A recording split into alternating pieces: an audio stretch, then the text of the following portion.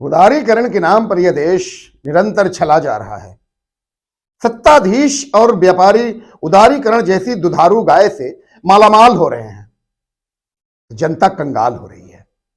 वास्तव में लोकतंत्र से लोक गायब हो रहा है और पूंजी काबिज हो रही है, यानी पूंजी तंत्र हावी हो रहा है।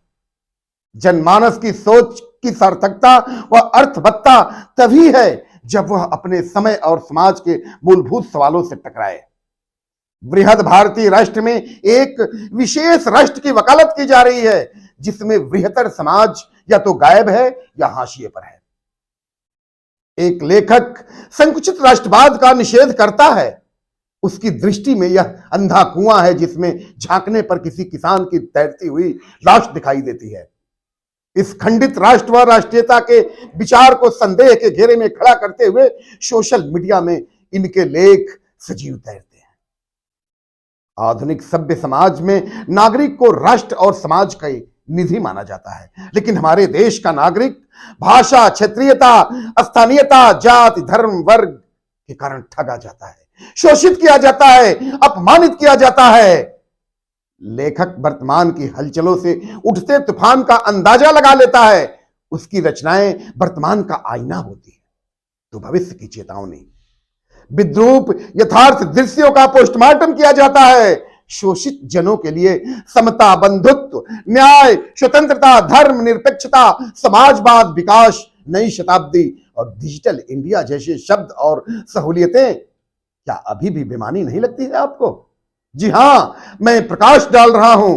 4 दशक से भी अधिक समय में देश के प्रख्यात अखबारों जनसत्ता, दैनिक भास्कर, नई दुनिया, दैनिक आचरण, निरंजन, हिंदी में लोक गाथा, संध्य समाचार के अलावा टीवी चैनल आज तक के लिए पत्रकारिता कर चुके राकेश अचल जी के कृतित्व पर, जो स्वभाव से कवि हैं,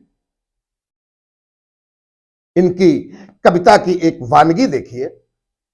2 बैलन की जोड़ी बिक गई, मुर्रा भैंस निगोड़ी बिक गई।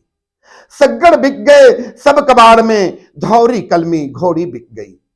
बिक गए खेत सिद्ध बाबा के, सबसे बड़ी कसेड़ी बिक गई।